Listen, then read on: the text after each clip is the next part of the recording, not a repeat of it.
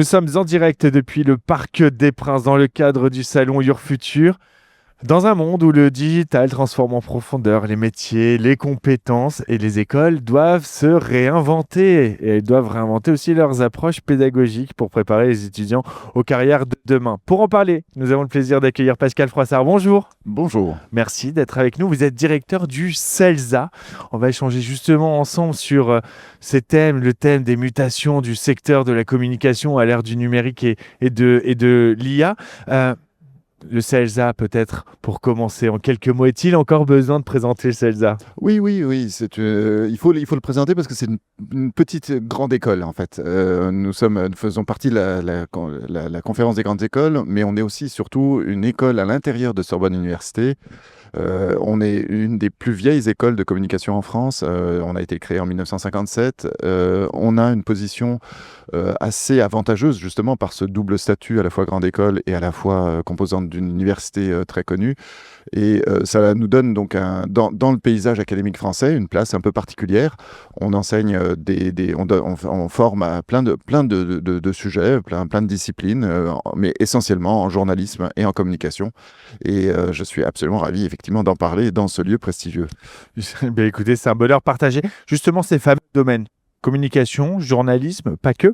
Pas que, parce que la communication, c'est quelque chose de très large, hein. Donc, dans le journalisme, déjà, on a des variations. On a du journalisme classique, on a du journalisme information scientifique.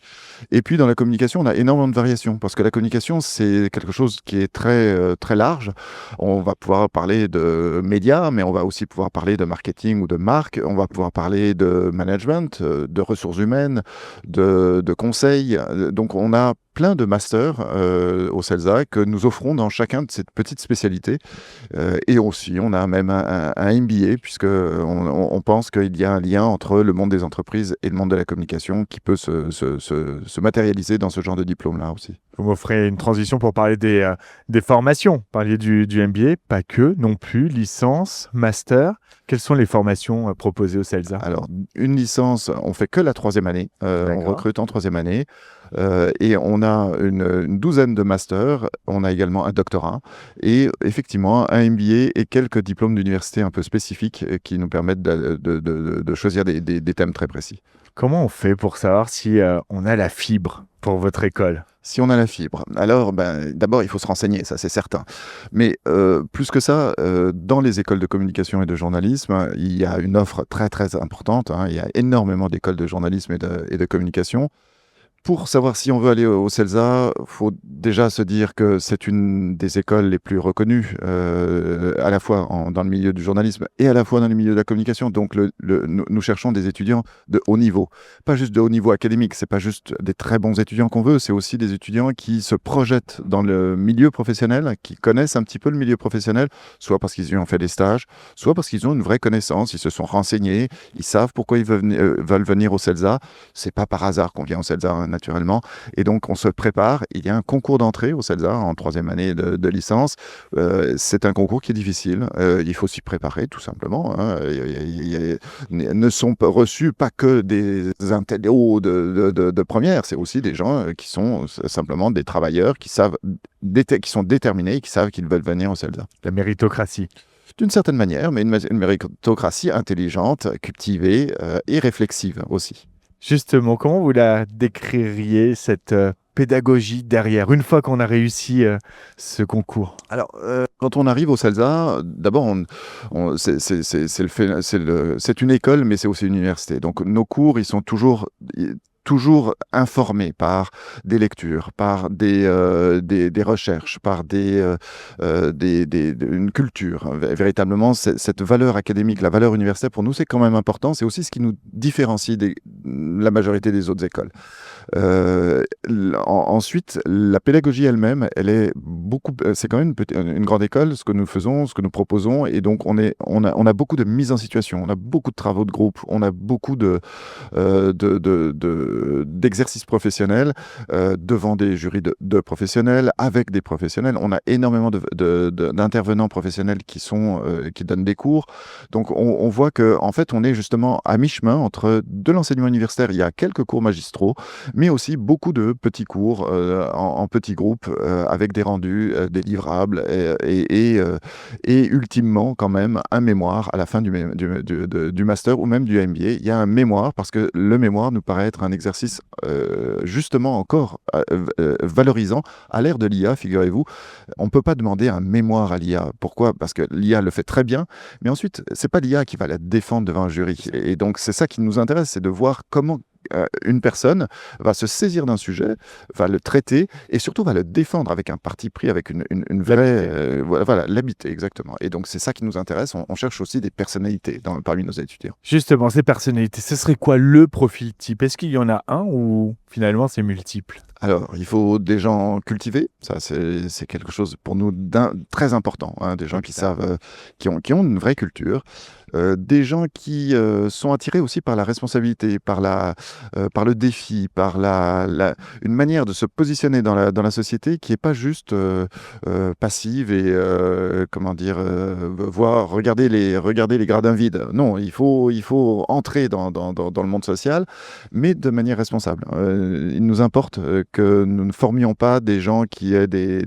requins, qui soient des requins et qui n'aient pas de moralité et qui n'aient pas de responsabilité derrière. Non, pour nous, ça nous apparaît être important. Et donc, le troisième mot que je rajouterais, c'est on cherche des gens qui sont réflexifs, c'est-à-dire qui réfléchissent sur eux-mêmes, sur leur action, sur leur positionnement dans la société et qui vont pouvoir le justifier en tout temps et en tout lieu avec tout le monde. Parce que quand on parle de l'IA aujourd'hui et quand on parle de communication et de journalisme, il faut parler de déontologie. Quand vous dites Bien on sûr. ne cherche pas de requin, il faut avoir un peu de déontologie. Mais pour autant, hein, ça ne veut pas dire qu'il ne faut pas avoir de la niaque. Et Bien sûr. Il C'est l'ambition. faut en vouloir, mais il faut être responsable de savoir dans quelle mesure le faire, pour le bien de qui, dans quelle esthétique. Il y a vraiment des questions éthiques, effectivement, derrière. Vous le disiez, un concours d'entrée, c'est la seule voie d'admission aujourd'hui au Oui, CELSA. alors il y a un concours d'entrée en L3, donc en troisième année de licence, qui se fait en ligne. Et on a également quelques places sur monmaster.gouv.fr, la plateforme de mon master, pour accéder au CELSA en première année de master. Mais on a 150 places en troisième année de licence et seulement 100 places en première année de master. Donc effectivement, la voie royale, c'est d'entrer en Ouais. licence. De plus, ça donne accès à un diplôme qu'on est les seuls à pouvoir donner en France, qui est le magistère de communication. Quand on entre en licence 3 et qu'on fait licence 3 et master 1, master 2, on peut ensuite obtenir le magistère de communication du CELSA. Le campus, il est comment? Ça se passe comment? Alors, c'est un campus étrange, puisque c'est un campus qui est décentré par rapport à la Sorbonne, qui est à Neuilly, dans le quartier d'affaires. Alors, ça nous permet d'avoir à côté de nous des tas d'agences et de pouvoir avoir des interactions très, très régulières avec des agences. On a une agence d'influenceurs en face de chez nous, c'est assez étrange. Mais c'est un campus qui a cet avantage-là aussi, du coup, d'être très presque familial, je dirais. C'est une sorte de maison. On est tous ensemble sur ce petit lieu-là, mais on est quand même lié à la Sorbonne, c'est-à-dire on peut prendre n'importe quel cours de la Sorbonne, c'est gratuit pour tous les étudiants du CELSA. On peut prendre des cours de langue, de sport, de n'importe quoi, sur les campus de Jussieu ou de Sorbonne Centrale. L'insertion professionnelle, parce que c'est aussi parfois une source d'angoisse pour les parents qui nous regardent, se dire oh là là, mon enfant veut aller faire du journalisme ou de la communication, ce sont des métiers saturés, il n'y a pas de place. Ou alors un jeune qui se dit mais moi je suis pas le fils d'eux, j'ai pas de réseau, je connais personne dans le milieu, comment je vais pouvoir derrière m'insérer professionnellement? Comment ça se passe? Il y a les stages. Alors, il y a un stage obligatoire par an. Donc là, si vous entrez en troisième année de licence, il y a un stage. En première année de master, il y a un stage. En deuxième année de master, il y a un stage ou une alternance, selon les cursus que vous avez choisis. Donc, du côté de la professionnalisation, quand on sort du CELSA, on a au moins entre un an et un an et demi d'expérience professionnelle.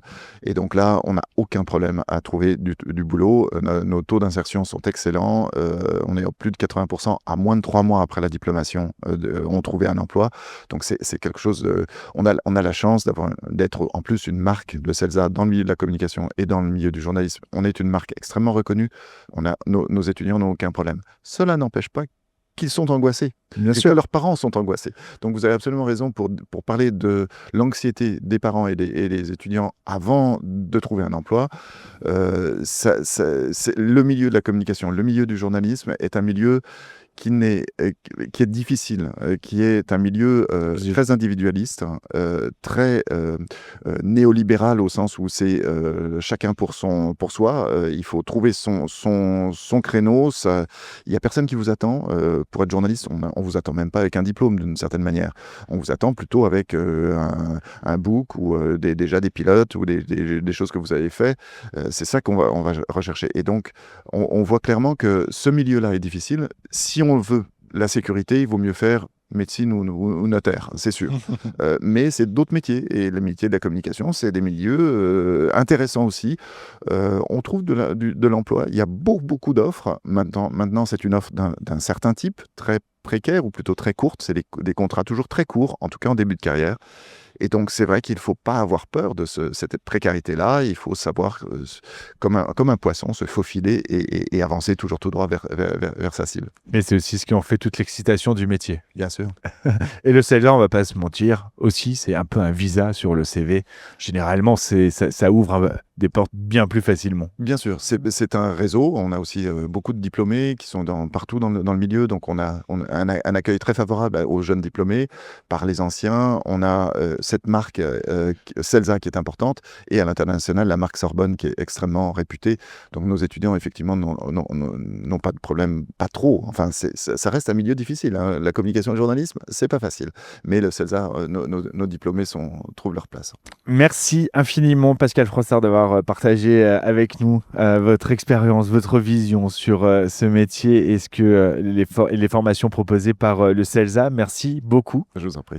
C'était un bonheur. On va continuer d'évoquer votre avenir, peut-être faire naître des vocations. C'est tout le but de ce salon Your Future. À tout de suite.